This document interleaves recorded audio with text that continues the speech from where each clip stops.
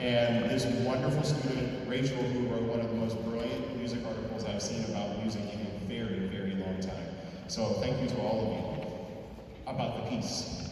So as you see, I am not 21 years old. And I do teach 21-year-olds composition. And I started to find that my students were coming in and writing pieces of music that were heavy, Mahlerian pieces. Pieces that sounded like Mahler, that were super serious all the time, about darkness, about depression. And I kept looking at their music and thinking, why are they this way? You are 21. You have so much to look forward to. There's so much ahead of you. So I decided that I was going to write a piece as a 54-year-old that was all about optimism.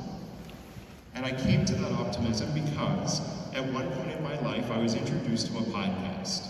And I know people think, oh, podcasts, when it first started, podcasts aren't real radio. Why would you listen to that?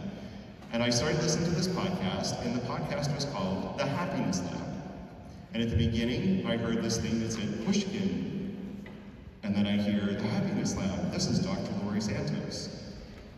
And I didn't stop listening.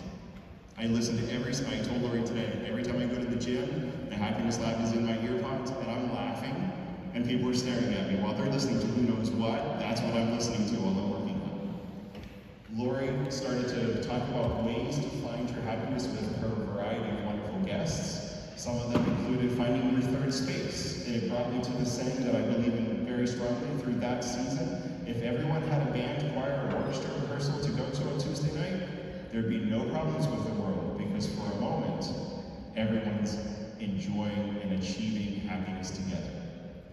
So this piece is all about happiness. The first movement involves, it's all the things that I'm happy about. The music of the Talking Heads. You're going to hear a quotation of David